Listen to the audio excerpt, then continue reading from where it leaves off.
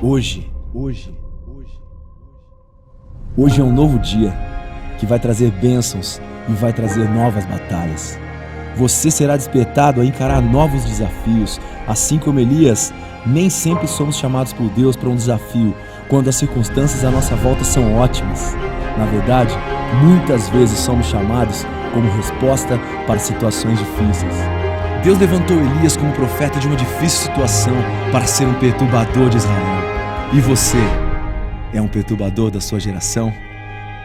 Muitos dos nossos problemas seriam resolvidos se obedecêssemos a todas as instruções que recebemos por parte de Deus. Porque viver o chamado de Deus para as nossas vidas sempre passará por posturas de ousadia. E cada passo que damos, uma nova porta é colocada diante de você, e algumas vezes o Senhor conduzirá você a fazer o que ninguém fez ainda: abrir uma porta. Precisamos ser obedientes, ousados e corajosos, mas o combustível da mudança em nossas vidas é a fé. Deus se alegra com sonhos impossíveis. Eu estou focado em Jesus, focado em Deus e alinhado com o Santo Espírito. Meu coração com expectativa, sem medo do que está por vir. Sem desculpas, você é a resposta. Hoje, a nossa terceira mensagem é ousadia para ser boca de Deus. Diga comigo, ousadia para ser a boca de Deus. Interessante, irmãos, que ousadia para ser a boca de Deus. O rei Acabe, ele chamou Elias naquele encontro, assim que Elias volta para falar com o rei 3 anos depois. A primeira coisa que está lá em 1 Reis capítulo 18, versículo 17, não vai projetar, mas espera um pouquinho, escuta o que eu vou ler para você. 1 Reis 18, 17, a primeira coisa que Acabe, o rei, fala para Elias assim que eles se encontram é: você é o maior criador de problemas de Israel. Lembra dessa frase?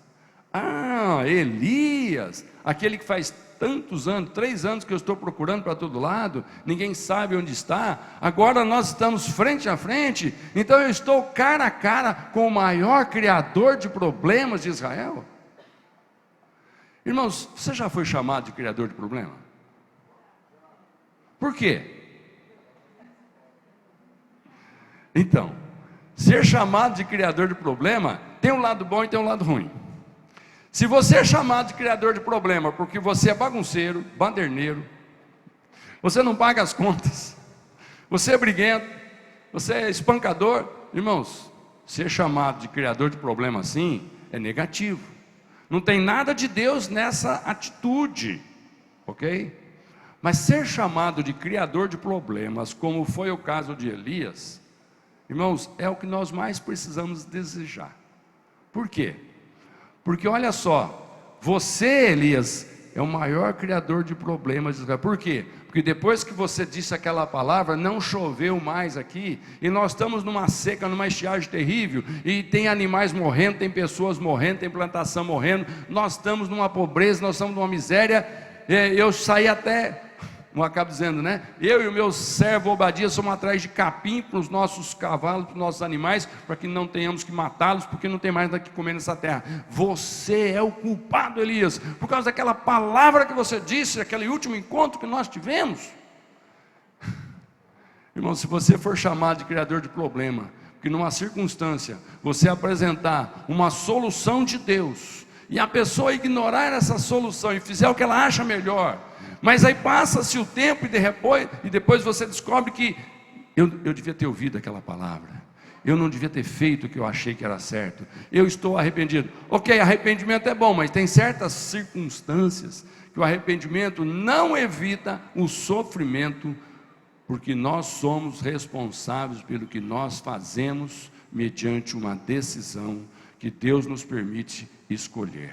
Você escolhe o que você quer fazer. Deus pode até ver que está errado, mas Deus não interfere, porque Ele não quebra um princípio, um direito que Ele nos deu de sermos livres, de fazermos aquilo que nós quisermos. Mas meu irmão, não anda na direção do nariz, porque Ele não sabe, e Ele vai te levar a situações perigosas. Mas aqui então está o motivo pelo qual há essa ofensa.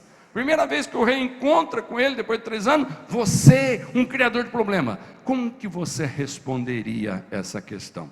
Aí então nós vemos o verso 18, irmãos, e Elias respondeu: eu não sou o criador de problemas para o povo de Israel. Respondeu Elias: você e o seu pai e a sua esposa, a sua família é que são os criadores de problema. Sabe por quê? Vocês tiraram o povo do caminho, da direção do seu Deus.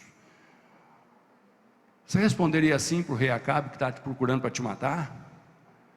Ele te chama de criador de problema. Fala: eu não. Sabe quem criou o problema? É você. E aí ele diz os motivos. Agora vai projetar o verso 18. Vai projetar o verso 18. E eu quero que você acompanhe a leitura comigo.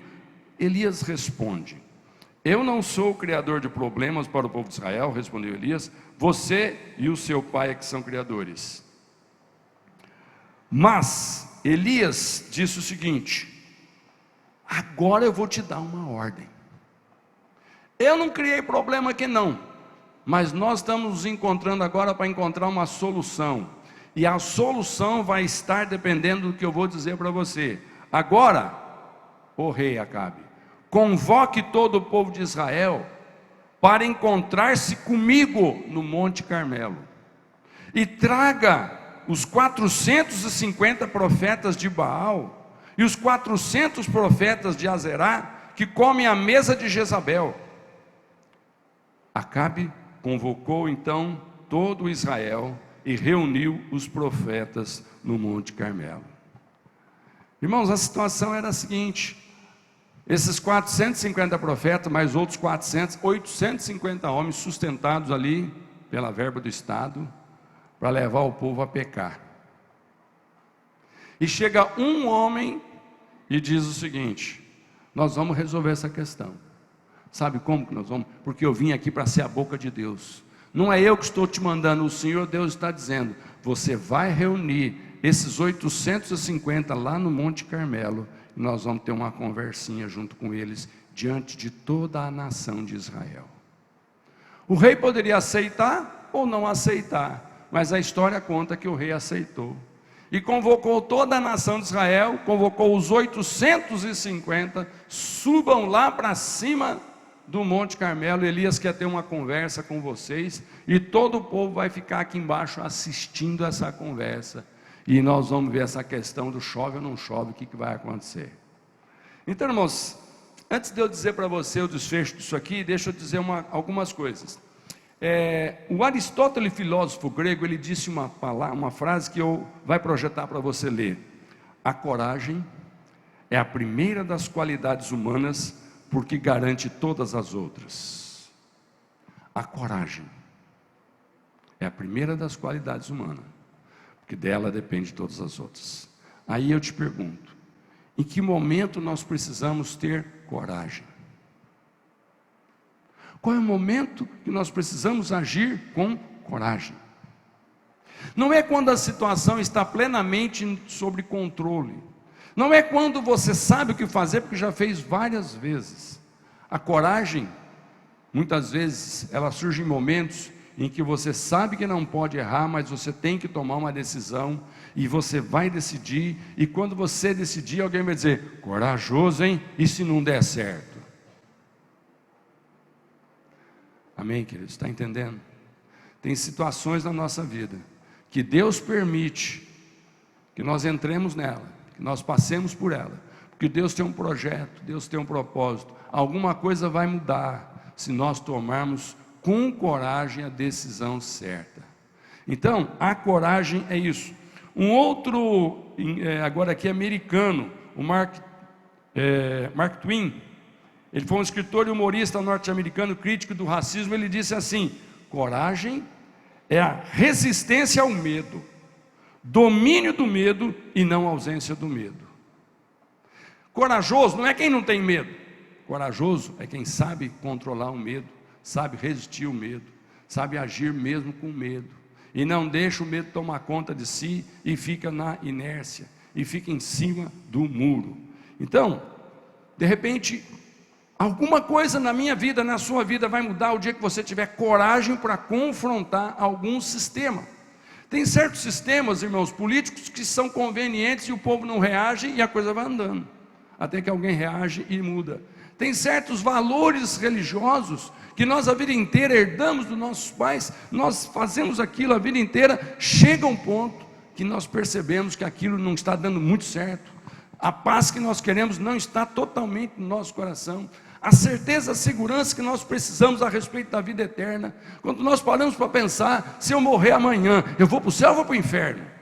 Se você é daqueles que dá uma resposta, só Deus sabe, vou dizer uma coisa para você, você já tem uma decisão a fazer que precisa de coragem. Não existe uma pessoa na face da terra, depois que o Senhor Jesus Cristo nasceu para ser o Salvador, não pode existir mais uma pessoa na face da terra que tenha medo de morrer e não ir para o céu. Quem tem medo de morrer e não tem a certeza de que a hora que fechar os olhos aqui, os anjos estão batendo palmas, estão estendendo um tapete vermelho, e estão dizendo, bendito que chegou, nós estamos te esperando, que tem festa aqui no céu. Se você não tem essa certeza, essa segurança, talvez hoje você vai precisar ter coragem para quebrar algum paradigma religioso que foi plantado na sua mente. Quantos dizem amém? Então, coragem, irmãos, é a resistência ao medo, não é a ausência do medo. Vai resistindo. Interessante que Deus sempre encorajou as pessoas, Deus sempre falou para as pessoas, tenha coragem. Você já ouviu falar de Zorobabel? Zorobabel foi aquele líder que, quando o povo terminou o cativeiro, os 80 anos de cativeiro, 70 anos de cativeiro na Babilônia, Deus falou assim, agora está na hora de voltar. Então, na hora de voltar aquele povo, Zorobabel foi o que foi liderando aquele povo. E aí, irmãos, Deus pega e fala assim, lá em Ageu capítulo 2, versículo 4, vai projetar, coragem, Zorobabel, declara o Senhor. Coragem, sumo sacerdote Josué, filho de Josadaque. Coragem ao trabalho, ó povo da terra, declara o Senhor, porque eu estou com vocês, declara o Senhor dos exércitos. Fala para o irmão, coragem. Deus está dizendo para você hoje, coragem. Eu não sei o que você vai precisar aplicar coragem nos próximos dias na sua vida, mas o Senhor está dizendo para nós aqui também, coragem. Coragem, amém? Você sente isso? Que de repente alguma coisa vai mudar na tua vida se você tiver coragem. Aleluia. O Salmos 27, verso 14 diz, espere no Senhor, seja forte, coragem, espere no Senhor. Então, irmãos, Elias obedeceu. Elias estava com medo, tinha uma ameaça de morte, tinha um rei ali, mas ele teve coragem de confrontar, coragem de ser a boca de Deus para falar o que precisava. Então, nesse encontro, nós percebemos que o agir sobrenatural de Deus aconteceu ali. Um agir sobrenatural e não apenas coisas naturais. É interessante que Elias, que na ordem natural deveria ficar intimidado, porque eu também ficaria, irmãos, ele dá uma das respostas mais provocativas da história. Ele devia ficar com medo, mas ele dá uma resposta que é uma provocação. Eu não sei se eu teria coragem, se você teria coragem, diante de uma ameaça de morte, procurando para ser morto, o rei chega e diz que você é causador de problema, e você tem coragem para dizer assim, 1 Reis 18, 19, vou ler de novo, não tenho perturbado Israel, mas você e a família do seu pai têm. Vocês abandonaram a Deus e foram atrás de adoração de outros ídolos, balins. Mas agora, convoque o povo de Israel. Irmãos, coragem para falar para o rei, convocar o povo para subir no Monte Carmelo. O que vai acontecer lá? Tem 850 adoradores de um ídolo, bancados pelo Estado, que vão fazer alguma coisa para mostrar serviço, para justificar o que eles ganhavam, para justificar aquilo que eles iludiam o rei, levando o rei aos caprichos dos ídolos. E de repente, Elias só tinha uma coisa: fé no Deus que o sustentou naqueles 3 anos com carne trazida pelo bico de um corvo e pão, e a água que corria num ribeiro. 3 anos sendo sustentado assim.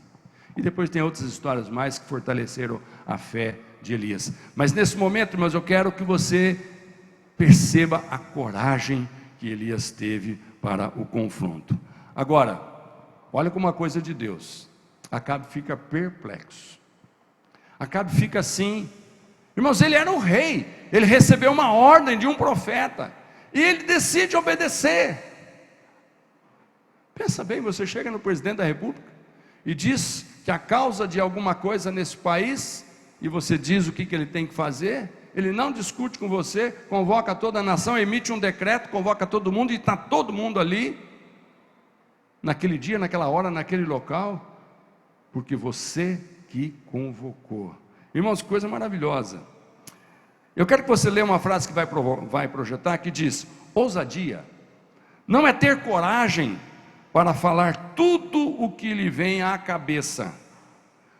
Ousadia é falar o que o Espírito Santo lhe manda falar, na hora e no local que ele direcionar. O que é coragem? Coragem não é falar bobagem, dizer, viu?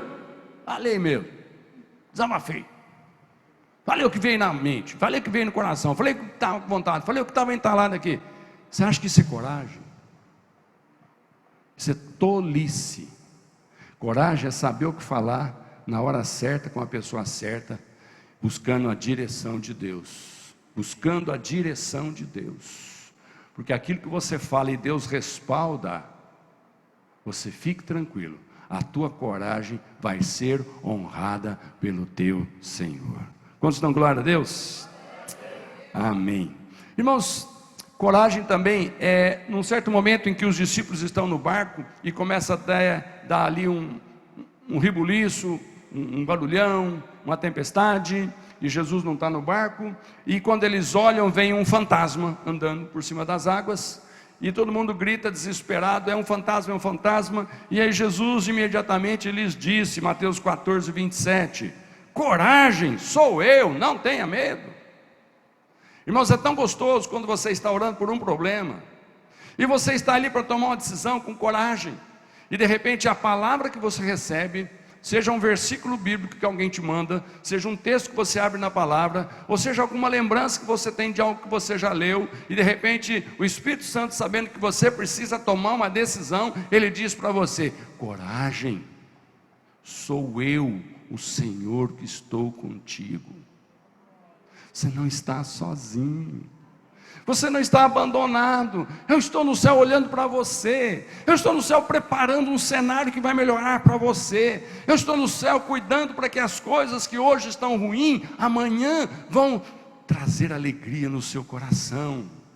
Mas coragem, não fica com medo, não fica pensando o pior. Irmãos, uma coisa que nós temos que tomar cuidado, que muitas vezes nós ouvimos notícias e elas são ruins, e nós nos deixamos influenciar pelas notícias ruins, e nós também ficamos divulgando as notícias ruins, e nós ficamos zapeando as notícias ruins, e nós ficamos negativos, entramos para o clube dos negativos, dizendo, olha, a coisa vai ficar cada vez pior, veja o que está acontecendo nessa nação. Irmão, não seja desse não, seja daqueles que quando você recebe uma informação de que a coisa está ruim, você fala assim, eu vou orar e Deus vai mudar essa situação.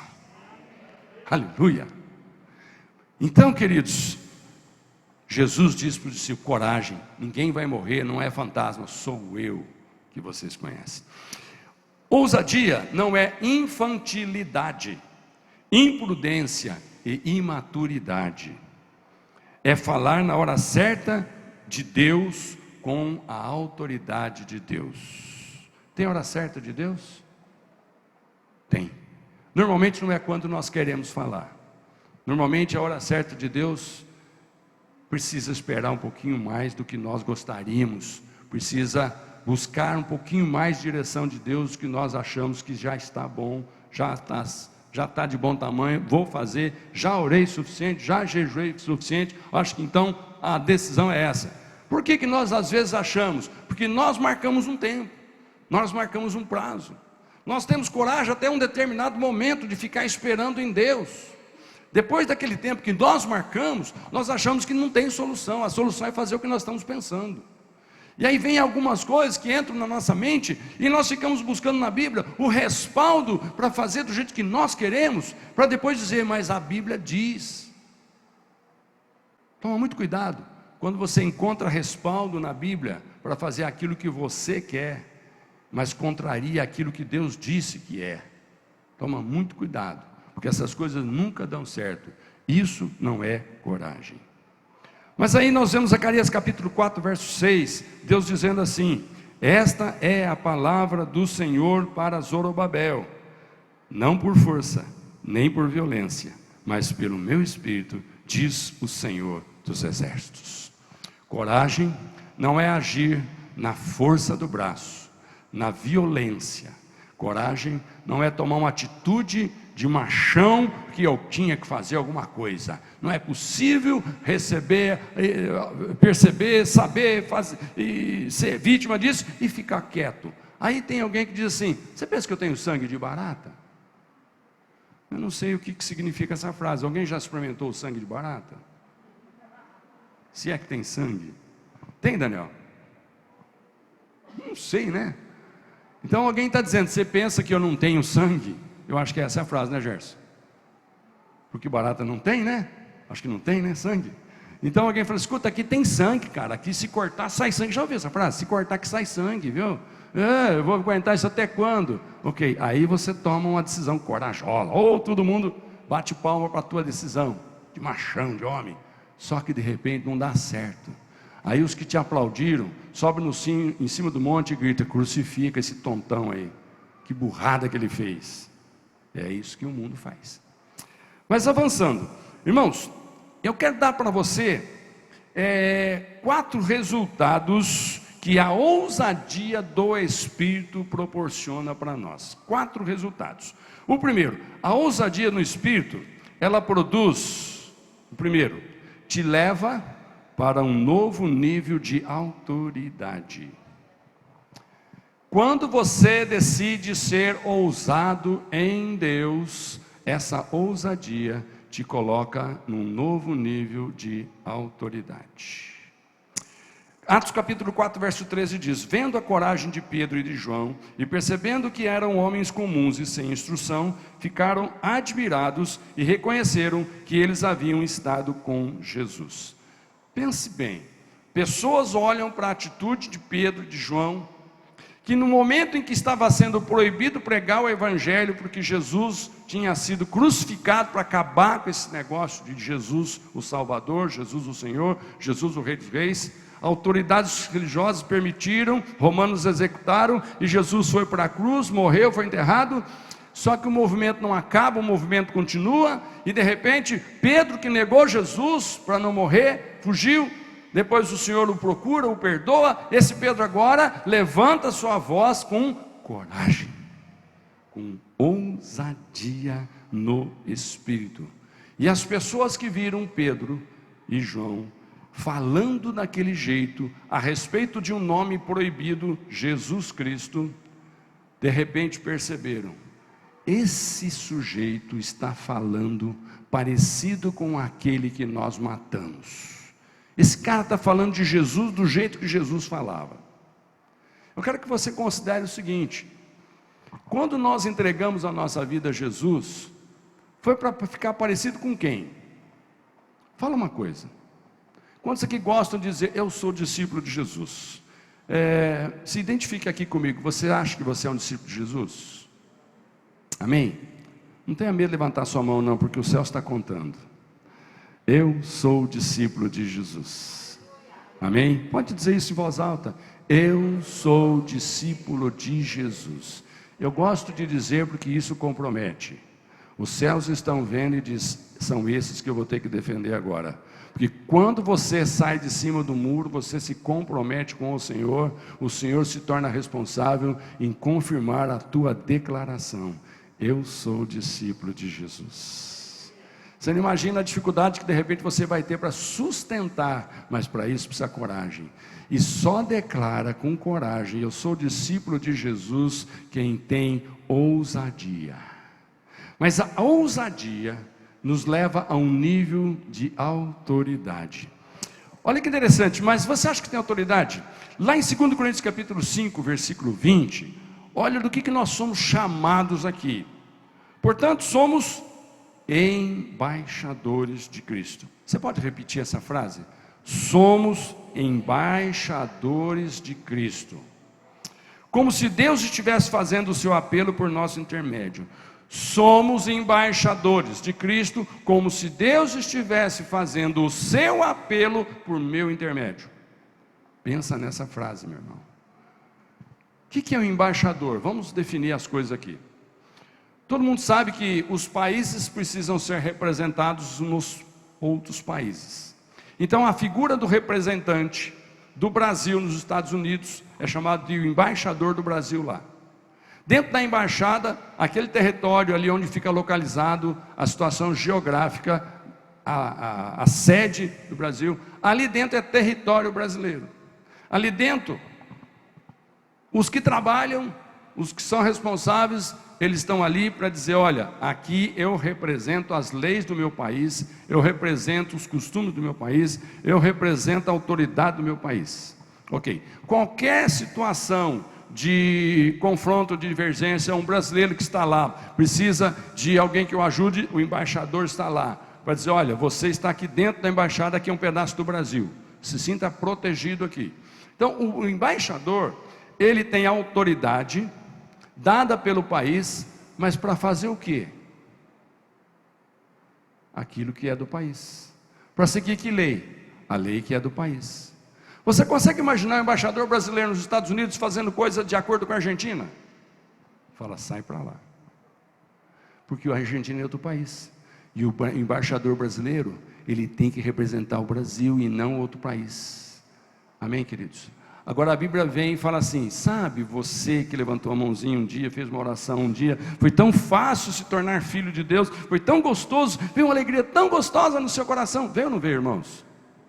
Quando você disse, eu recebo Jesus, a sua vida mudou.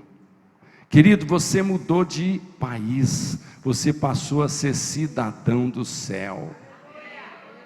Fala para o irmão, eu estou te vendo na terra, mas você é cidadão do céu. Aleluia! Irmãos, quando você se lembra que é embaixador, você tem que se comportar como embaixador. O embaixador, ele faz as coisas para a qual ele foi enviado, porque tem um respaldo do seu governo que foi enviado. Quando nós agimos na terra como embaixador de Jesus, fique tranquilo, o Senhor Jesus está de cobertura sobre a sua vida. Fique em paz, o Senhor vai dar respaldo para o que você fizer. Mas de repente você faz algo que não é do Brasil. E aí, nós estávamos falando da embaixada, né, do Brasil nos Estados Unidos. Os americanos vão dizer assim para o presidente do Brasil, ei, o embaixador de vocês está pisando na bola aqui.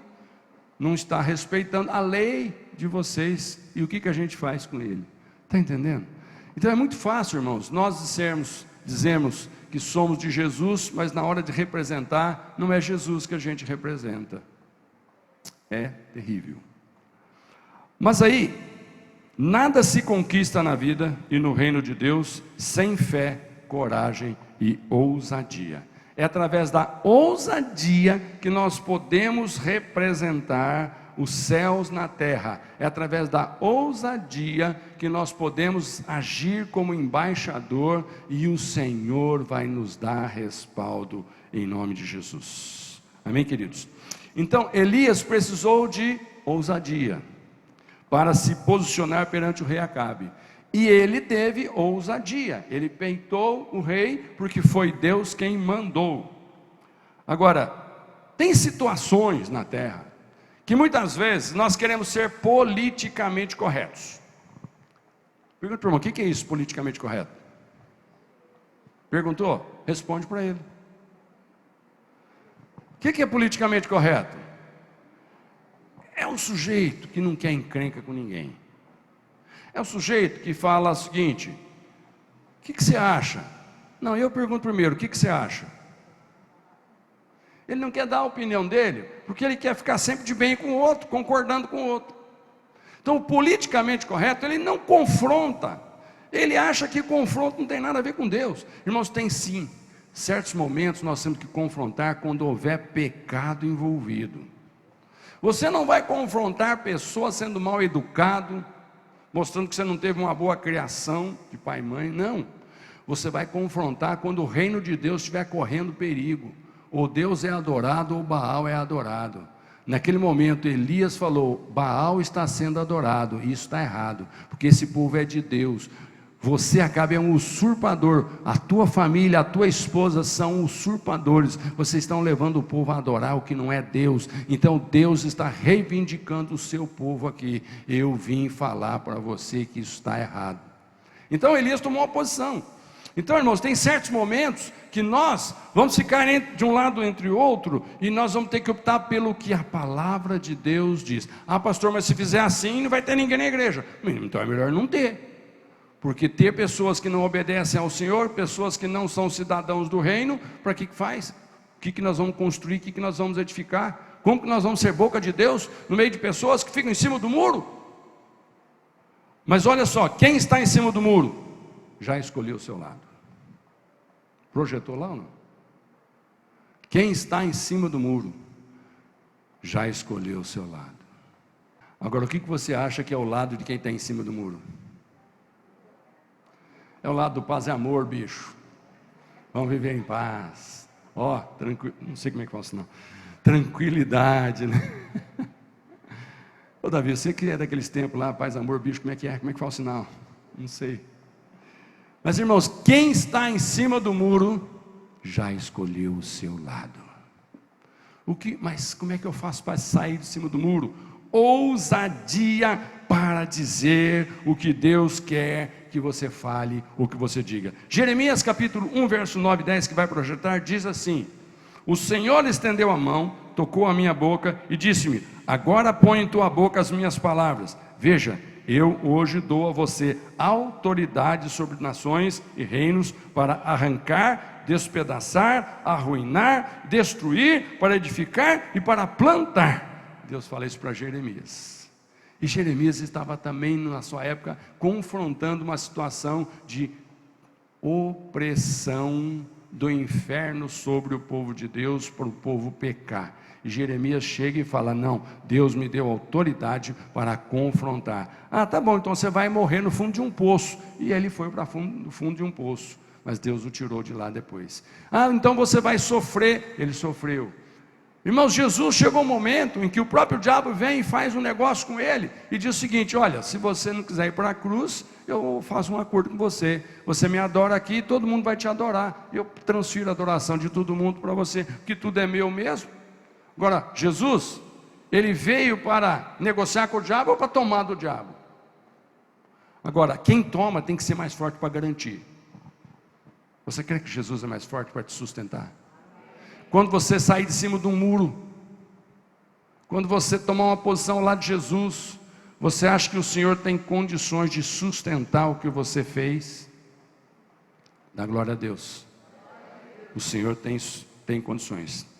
Então, a primeira posição é essa: ousadia para ter autoridade, para usar de autoridade para ser embaixador. Segundo ponto, a ousadia no Espírito te leva a responder ao seu chamado. Responder ao seu chamado. Para que é que você foi chamado? Para que é que você foi chamado, irmãos? Aqui em Atos 1, 8, diz assim: receberão poder quando o Espírito Santo descer sobre vocês, e serão minhas testemunhas em Jerusalém, em toda a Judeia e Samaria e até os confins da terra. Irmãos, chamado do cristão, entregou a vida para Jesus, foi salvo por Jesus, o nome escrito no livro da vida, agora se morrer vai para o céu, ok, a palavra diz que você agora é embaixador, ok, glória a Deus por isso, mas agora se lembre, você foi chamado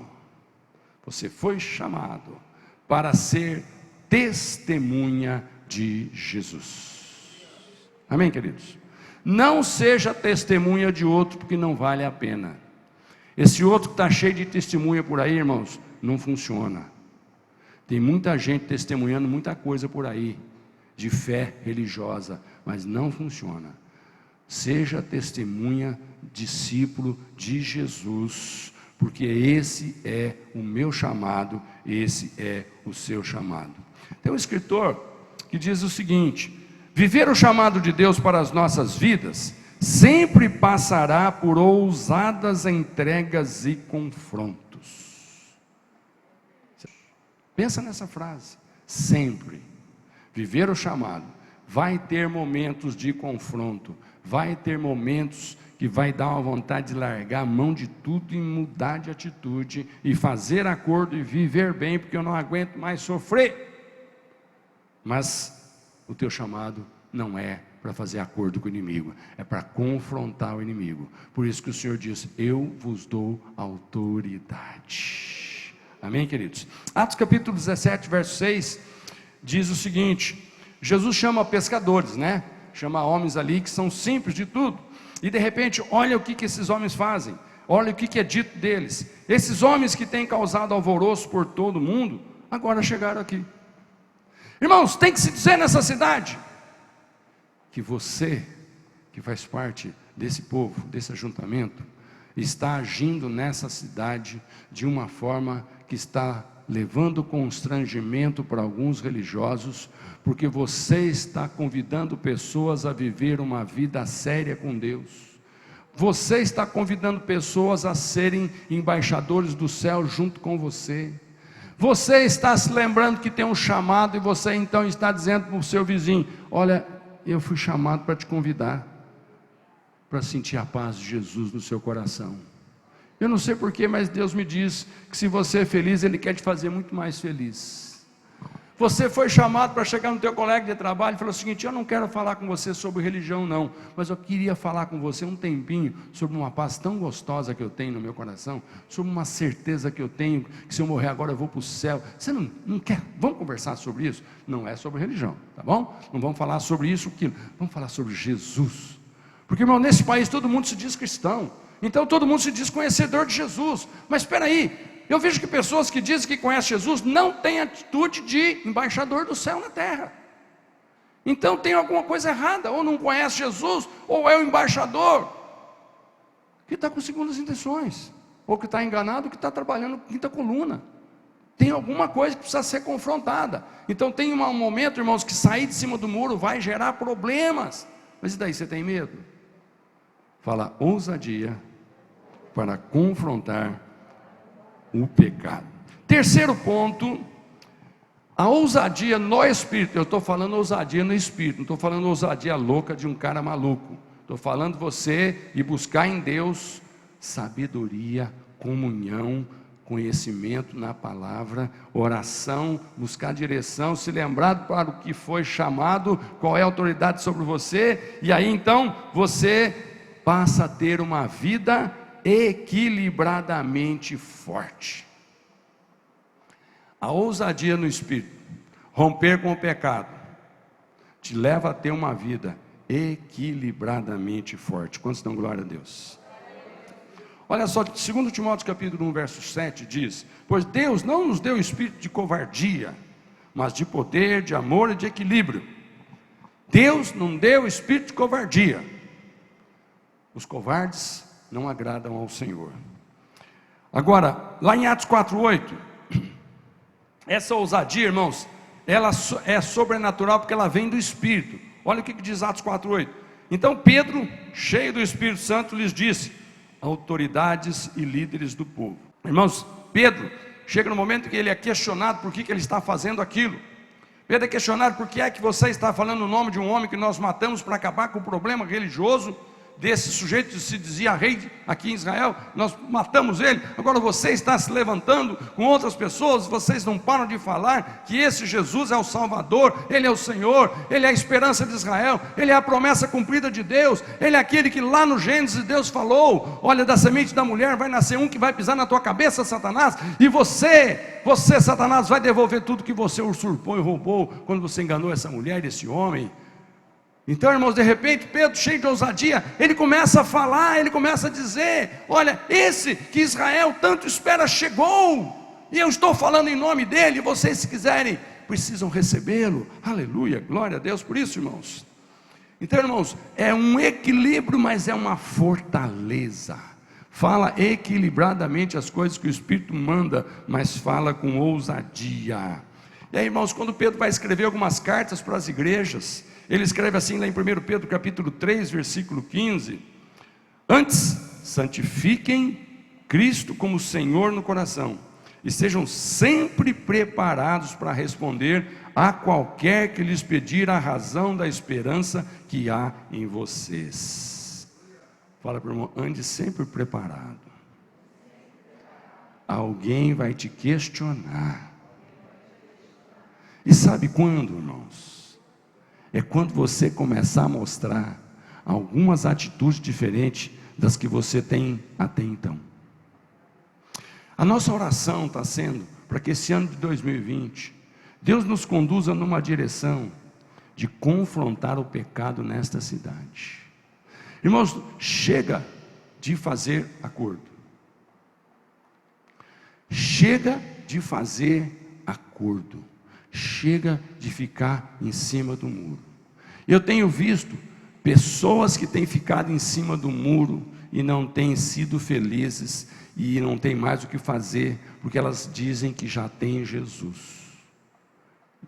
Se já tem Jesus, não é feliz, não se sente um salvo, não se sente liberto, ainda está debaixo da manobra do inimigo, ainda está fazendo uso das coisas que o diabo tem para os filhos dele: droga, vício, promiscuidade. O que nós temos mais para oferecer para essa pessoa?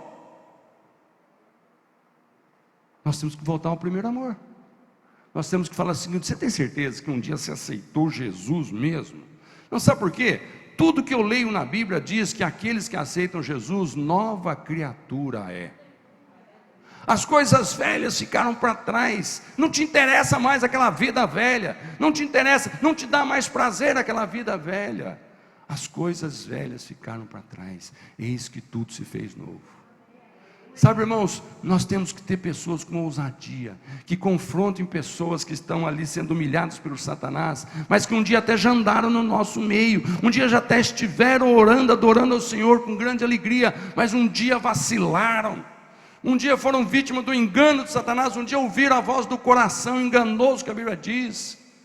Agora, o coração enganoso é do que não tem Deus. Aquele que tem Deus, o coração não é enganoso. Sabe por que o seu coração com Jesus não é enganoso? Porque quem fala nele é o Espírito Santo de Deus. Quando a Bíblia fala: toma cuidado com o teu coração, que o teu coração é enganoso, ela está falando no Velho Testamento para gente que não tinha o Espírito Santo. Mas quando nós aceitamos a Jesus, o que aconteceu? Nós nascemos de novo. O que significa? Um novo Espírito. Aonde é esse Espírito? O Espírito Santo de Deus passa a habitar o coração daqueles que se entregam a Jesus. E eu duvido que o Espírito Santo vai enganar um filho de Deus. Eu duvido, porque essa não é a missão dele. Qual é a missão do Espírito Santo? Qual é a missão do Espírito Santo? É ensinar, é corrigir, é puxar a orelha, é empurrar de cima do muro. Essa é a missão do Espírito Santo. E nós temos orado nessa igreja, que o Espírito Santo nos dê uma santa ousadia, para ser boca de Deus, como foi Elias, peitando Acabe e Jezabel, como fez Elias. Não importa, porque o maior é quem está conosco. Amém, queridos? Maior é quem está conosco. Glória a Deus por isso. A ousadia nos leva a falar o que precisa ser dito e nos envolver com a obra e com o reino de Deus. A ousadia nos leva a falar o que precisa e a se envolver com o reino de Deus. Está claro, irmãos? Quarto e último ponto: a ousadia no Espírito te leva para uma vida de conquistas com Deus. Eu quero que você diga essa frase, mas diga na primeira pessoa do singular: a ousadia no Espírito, diga, me leva para uma vida de conquista com Deus. pensou no que leu e disse: a ousadia no Espírito me leva para uma vida de conquista com Deus. Quantos aqui estão interessados em conquistas com Deus? Você está interessado em conquistar as coisas com Deus? Deus agindo do seu lado? Sabe, irmãos, o que Elias precisava conquistar naquele momento? Ele teve a coragem, a ousadia de peitar o rei Acabe na cara, convocá-lo para estar lá junto com os profetas no Monte Carmelo. Mas, irmãos, Elias queria conquistar de volta a adoração ao Deus verdadeiro. Elias queria que o povo abandonasse aquilo que não é Deus, aquilo que não traz paz, aquilo que não traz alegria. Irmãos, o nosso propósito como igreja é o mesmo: fazer muitas pessoas que hoje estão sofrendo, mas conhecem a solução, mas não usam a solução. Conhecem Jesus, mas não têm certeza que estão obedecendo e seguindo Jesus. Irmãos, a nossa maior conquista é quando a ousadia do Espírito nos leva a trazer de volta um perdido. Eu digo trazer de volta porque tudo que Deus cria é dele. O homem apenas se perde na caminhada da vida, mas não é porque o homem se perde que Deus desiste dele. Todos aqueles que são perdidos, o Senhor diz: eu vou te resgatar. Mas Ele diz: eu vou te resgatar usando a minha boca, a sua boca. Eu disse aqui semana passada que Deus não manda anjos pregar o Evangelho, mas Ele manda o salvo pregar o Evangelho. Irmão, santa ousadia para conquistar território para Deus, não é para nós. Ninguém aqui quer conquistar fiéis para a nossa igreja, nós queremos conquistar cidadãos para o reino do céu. Mas nós temos que ser ousados para isso.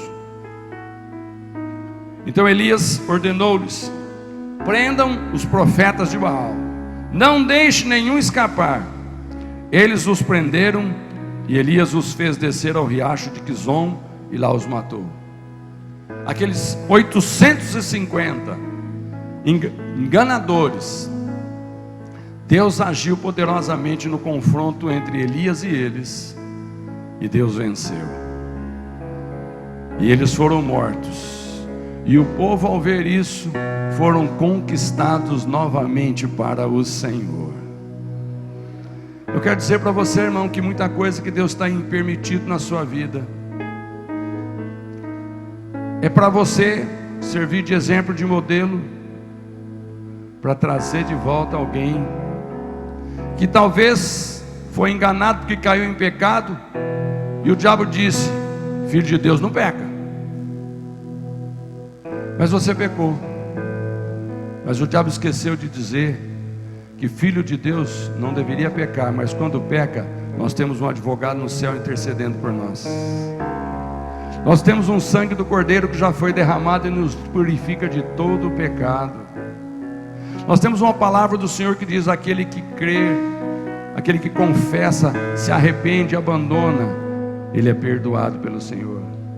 Nós temos um exemplo de Jesus olhando para aquela mulher samaritana pecadora e diz: vai e não pecas mais. Aquela mulher para ser apedrejada por causa do seu adultério, Jesus diz: vai e não peques mais. Irmãos, nós somos embaixadores desse Jesus, que quando esteve na terra disse: vai e não peques mais. Nós temos que ter ousadia para procurar aquelas pessoas que caíram, que estão prostrados, para dizer: o Senhor não te quer caído, o Senhor não te quer prostrado, o Senhor te quer feliz com o povo dele, com os filhos dele, com a bênção dele. Amém, queridos? Quantos estão entendendo? Quantos estão entendendo? Vai projetar uma frase que eu quero que você medite nela: não desista nas trevas do que Deus te deu da luz. Queria que você ficasse de pé. Não desista em momentos que você entra em trevas daquilo que Deus te deu quando você estava na luz.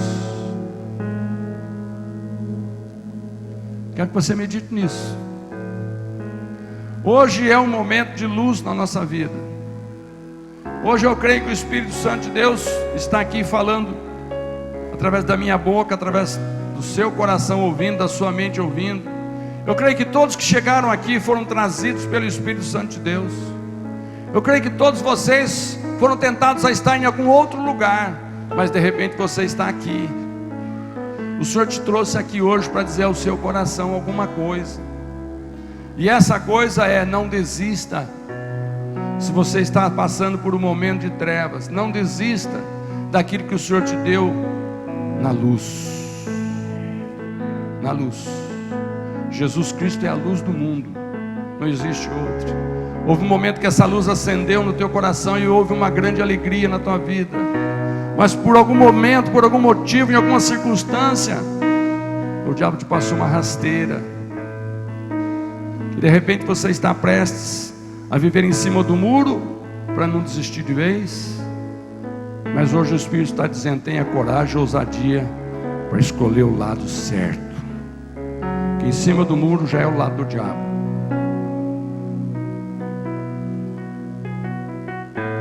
Eu quero que você diga para alguém do seu lado: com Jesus você nunca vai perder. Com Jesus você nunca vai perder. Ei, com Jesus você nunca vai perder. Fala para o irmão do lado: com Jesus você nunca vai perder. Aleluia.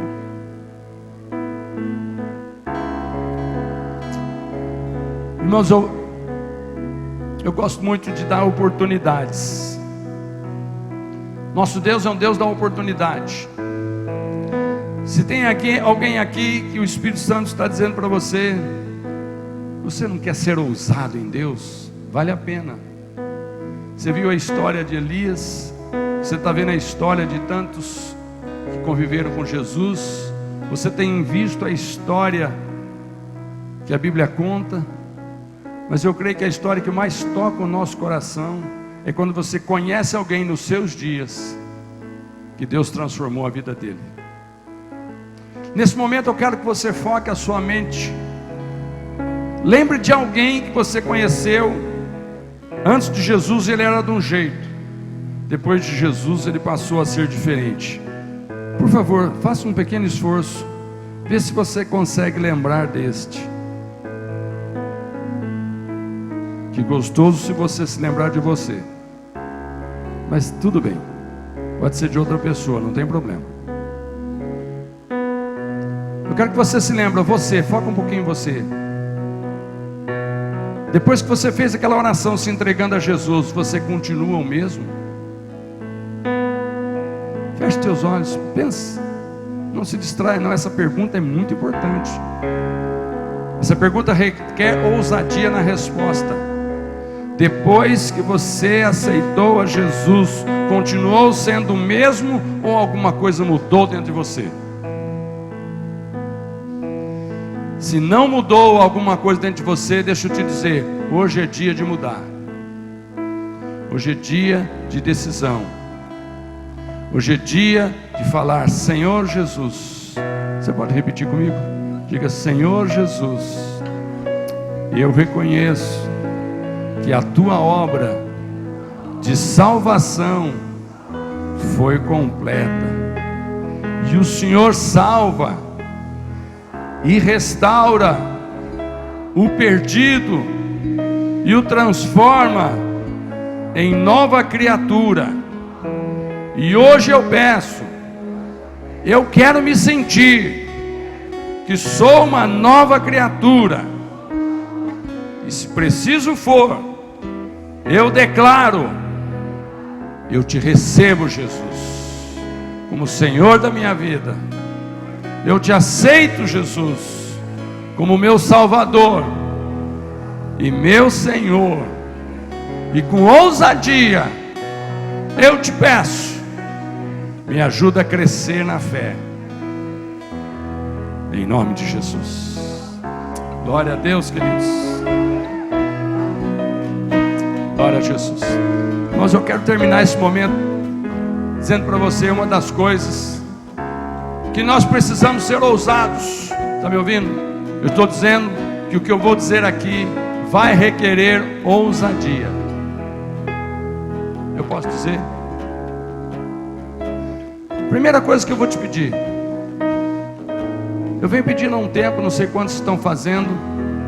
Hoje uma irmã me procurou e falou: pastor, eu estou sim, eu tenho vários nomes pelos quais eu estou orando para Jesus salvar. Eu falei: continua mesmo, irmão, porque o Senhor vai ouvir a sua oração, que a sua causa é digna, a sua causa procede. Nós fomos chamados para orar para as pessoas perdidas se tornarem salvas. Não é petulância nenhuma você achar que só você vai para o céu. Se você olhar do lado e começar a orar para uma pessoa e o Espírito Santo dizer: continua orando, porque eu vou criar uma oportunidade para você compartilhar tua fé com ela. Então, irmão, a primeira coisa que eu te peço: ore a favor de algumas pessoas. Pelo menos três. Comece a orar. Segunda coisa que eu vou te pedir: ousadia. No mês de março, nós vamos ter aqui 40 dias com Jesus. Serão mais 7 semanas na presença do Senhor, em jejum e oração, a favor de pessoas para serem salvas. Até a Páscoa, 1º de março, nós começamos 40 dias com Jesus. E vamos até a Páscoa entregar. Mas nesses 40 dias com Jesus, nós vamos dar oportunidade para você fazer casa de paz com alguns desses nomes que você está orando. Para quem não sabe o que é casa de paz, são 7 palavrinhas curtas que você convida alguém para ter uma horinha de conversa a respeito da fé em Jesus com essa pessoa. Um textozinho que nós vamos te preparar, nós vamos te dar o material, nós vamos te preparar também, vamos falar sobre isso. Você só tem que orar por essas pessoas, porque o Espírito Santo vai tocar no coração delas. E quando você bater na porta, já estão esperando para abrir. E durante 7 semanas você vai, uma horinha por semana, sentar com aquela pessoa, ler a palavra de Deus, falar de Jesus, e no final vai haver uma grande decisão pelo Senhor. Aleluia! Amém, queridos? Ousadia para ser boca de Deus, para falar para essas pessoas de Jesus. Amém. Glória a Deus.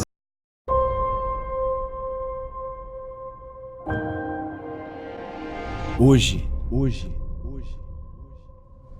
é um novo dia que vai trazer bênçãos e vai trazer novas batalhas. Você será despertado a encarar novos desafios. Assim como Elias, nem sempre somos chamados por Deus para um desafio quando as circunstâncias à nossa volta são ótimas. Na verdade, muitas vezes somos chamados como resposta para situações difíceis. Deus levantou Elias como profeta de uma difícil situação para ser um perturbador de Israel. E você é um perturbador da sua geração? Muitos dos nossos problemas seriam resolvidos se obedecêssemos a todas as instruções que recebemos por parte de Deus. Porque viver o chamado de Deus para as nossas vidas sempre passará por posturas de ousadia. E cada passo que damos, uma nova porta é colocada diante de você, e algumas vezes o Senhor conduzirá você a fazer o que ninguém fez ainda: abrir uma porta. Precisamos ser obedientes, ousados e corajosos, mas o combustível da mudança em nossas vidas é a fé. Deus se alegra com sonhos impossíveis. Eu estou focado em Jesus, focado em Deus e alinhado com o Santo Espírito. Meu coração com expectativa, sem medo do que está por vir. Sem desculpas, você é a resposta.